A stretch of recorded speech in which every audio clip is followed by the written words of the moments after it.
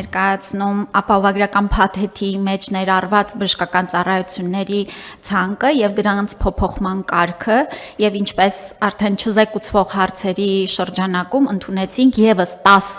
կառավարության որոշումներ, որոնք կկազմեն առողջության ապահովագրության առաջին փուլի մեկնարկի 2026 թվականի հունվարի 1-ից համակարգը գործարկելու համար անհրաժեշտ ենթաօրենսդրական բազան։ Պարոն վարչապետ, նաև տեղեկացնեմ, որ 3 օրենքը ստորագրվել է եւ հրապարակվել է,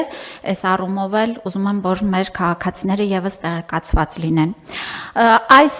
կառավարության որոշումներով մենք սահմանում ենք բժշկական կենտրոնների, դեղատների հետ կնքվող պայմանագրերի օրինակելի ձևերը եւ ապահովագրության շրջանակներում նրանց կողմից տրամադրված ծառայությունների փոխհատուցման կարգերը, որոշումներից մեկով ուրեմն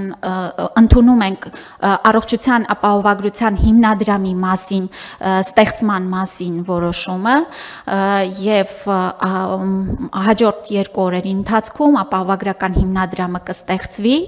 եւ օրենքով էլ սահմանված են անցումային դրույթներ, որ այսօր առողջապահության նախարարությունը եւ մեր պետական առողջապահական գործակալությունը անում է նախապատրաստական աշխատանքները եւ դեռ այսպես ընթացիկ անցումային շրջանում աշխատանքներում ընդգրկված կլինի, մինչև որ մենք արդեն ապահովագրական հիմնադրամը 2 ամիսների ընթացքում ողջ աշխատանքի ծանրաբեռնվածությունը կվերցնի իր վրա։ Պարոն վարչապետ, նաև ուրեմն սահմանում ենք դեղորայքի ցանկերը, ինչից են կարողանալու մեր քաղաքացիները օգտվել եւ նշեմ, որ թե ծառայությունների ցանկերը եւ թե դեղորայքի ցանկերը հրապարակված են, ուզում եմ ասել, որ արմետ հավելվածը արդեն իսկ թարմացված տեսակով արկա է, խնդրում եմ, որ մեր քաղաքացիները այն ներբեռնեն, որպեսզի տեղեկացված լինեն իրենց կարգավիճակի մասով եւ եթե այսօր էլ ներբեռնեք, արդեն կտեսնեք, դուք ունեք 2026 թվականին ապահովագրված կարգավիճակ եւ փաթեթը հենց հունվարի 1-ից կակտիվանա։ Երևի թե այսքան հակիրճ, իհարկե հարցերին սիրով պատասխանեմ։ Տիկին Ավանեսյան, ճիշտ եմ հասկանում, որ այս որոշման եւ որոշումների փաթեթի ընդունմամբ 2026 թվականի հունվարի 1-ից առողջության ապահովագրության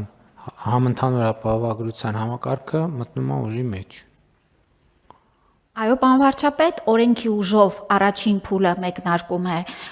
ուրեմն հունվարի 1-ից մեկնարկում է, ասեմ, որ օրենքը ուժի մեջ է մտել արդեն այսօրվանից, որովհետև մեր հաշվարկային որոշակի բազաներ, աշխատավարձի հաշվարկման բազան եւ աշխատավարձի պահման բազան, այսինքն դեկտեմբերի աշխատավարձի նկատմամբ է հունվարին վճարվելի գումարները պահվելու արդեն ուժի մեջ են մտել։ Մտնում է ուժի մեջ մինչև 18 տարեկան անձանց, բոլոր անձանց համար, 65 տարեկանից բարձր բոլոր անձանց համար եւ 200,000 դրամ եւ բարձր աշխատավարձ ստացող բոլոր անձանց համար։ Այո, եւ 18-ից 65 տարեկան հաշմանդամության կարգ ունեցող առաջին, երկրորդ, երրորդ եւ համապատասխանաբար ֆունկցիոնալության գնահատական ունեցող անձինք են, նաեւ սոցիալական անապահովության համակարգում ընդգրկված 28 բալից ավել եւ էլի նոր գնահատման համակարգով ընդգրկված անձինք են մտնում եւ զոհված զինծառայողների ընտանիքի անդամները։ Հիմա ընդհանուր առմամբ քանի շահառուի մասին է խոսքը։ Ընդհանուր առմամբ, պարոն վարչապետ, այս բոլոր խմբերը միասին պետք է կազմեն մոտ 1,600,000 դրամ, այս թիվը առավելակ դրամ չէ, մարդ այդ Վայ ներողություն եմ խնդրում, մարդ 1,600,000 մարդ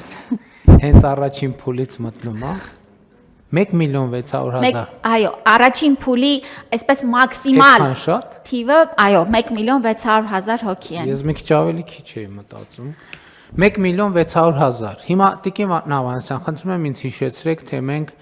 ի սկզբանե երբ ենք պլանավորում, որ պետքա մտներ համակարգը ուժի մեջ 2024 թվականի հուլիսից թե 25 թվականի հուլիսից։ Անվարչապետ մենք կառավարության հայեցակարգով ընդունել էինք, այսպես նախանշված ժամկետներ էինք դրել, որ 24 թվականի կեսից պիլոտային ձևաչափով կսկսենք, հետո 25-ի կեսից արդեն համակարգը առաջին փուլը կմեկնարկի, ու ըստ էության 26 թվականի հունվարի 1-ից կգործարկվի։ Ես ինչի համար եմ ասում, ինչու 2024 թվականի հուլիսի 1-ից էր նախատեսվում։ Մենք քննարկեցինք, էլի քննարկեցինք, հետո մենք չքննարկեցինք, հասկացանք, որ պատրաստ չենք։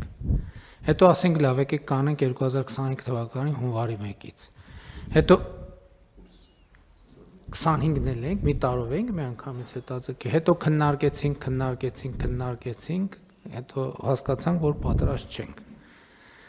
Հետո հասկացանք, որ երբեք էլ պատրաստ չենք լինելու, որովհետև եթե պատրաստության այն նշաձողը, որ մենք մեր առաջ դնում ենք, մենք ինչ ենք ուզում, եւ մեր ընդհանրապես մեր իրականության մեջ էլ տենց բան կա։ Մենք ուզում ենք իդեալական պատրաստ լինենք, որ ենթադրենք ունենանք մի բան, ունենանք 600 այս Mercedes-ի մակարդակի մի բան, որ սենց, ասենք բանալ հել չկա հիմա սենց անենք ու համակարգ սկսի։ Բայց մենք մի բան հաշվի չենք առնում։ Մենք այս 600 մակարդակի բան կառուցելու համար պետք է մի հատ Zaporožets գոնե կառուցած լինելու փորձ ունենանք։ Չի կարա տեն չի լինում, որ մի անգամից ասենք այդ կետից սկսել։ Եվ երկրորդը ընդհանուր առմամբ ես նաև ինքնահայեցման տրամաբանության մեջ ես գալիս եմ հետևյալ եզրակացության, այսինքն համոզմունք է դա արդեն ոչ թե բան եզրակացություն, այլ եւ սա չի վերաբերում մենակ այս թեմային, դա վերաբերում է բացարձակ բոլոր թեմաներին, որ այնտեղ մենք ուզում ենք, որ երբեմն իդեալի ձգտումը բերում է մեզ անգործության, որովհետեւ մենք ասում ենք ոնց եկանք հասանք, դե իդեալական չի, հետեւյալ մենք ընդհանրապես իդեալի այդ մղումից պետքա հրաժարվենք, որովհետև իդեալի մղումը մեզ անընդհատ տանում է փակուղիներ կամ անընդհատ գցում է միֆերի մեջ։ Հիմա ես սա ինչի համար եմ ասում։ Ուզում եմ դիմեմ հանրությանը երկու հարցով։ Առաջինը. Սիրելի 1,600,000 հայրենակիցներ, խնդրում ենք 2026 թվականի հունվարի 1-ից առողջապահական հիմնարկները չգրոհել։ Չէ, հիվանդանալը ուրիշ խնդիր է, բայց